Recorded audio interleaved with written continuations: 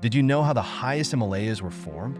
Almost 50 million years ago, only one continent existed on the Earth, named as Pangaea. But due to the movement of Earth's tectonic plates, the Pangaea continent showed movement and was broken down into several pieces of landmass. One of the landmass moved to north and struck with Eurasian plate.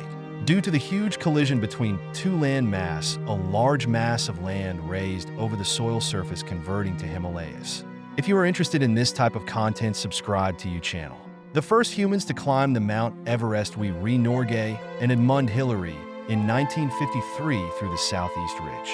Next were four Swiss climbers through the Southeast route: Jürg Marnet, Schmid, Dolf Riest, and Hans Rudolf. In 1960, three Chinese climbers, Gambu, Inghua Chu, and Fu Cho Wang through the Northeast Ridge route. And in 1963, six American climbers summit: Jim Whittaker, Nwang Gambu, Barry Bishop, and Lute Jerstad.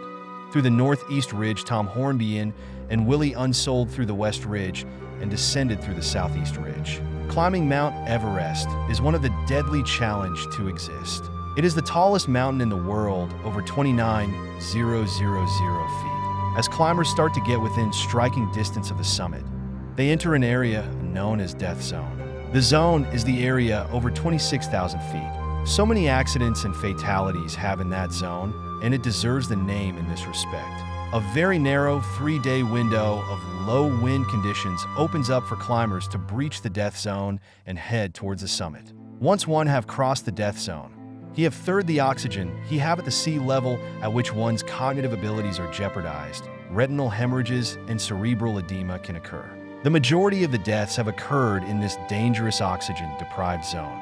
At this junction, the elite team of mountaineers are one of the only expeditions near the summit. But the record of climbers arrive at the death zone to make their bid for the top. The greater the number of climbers, the greater the odds of deadly mistakes. In the death zone, it's hard to describe how painful it is and difficult it is to do even the most simple thing. We just don't have the oxygen we need. That means our cells are dying at a higher rate than they can be regenerated. So our bodies are very quickly breaking down. And there is a century worth of broken down bodies visible all over the death zone. So the Mount Everest is also known as the world's highest graveyard. Sometimes the dead bodies are used for navigation.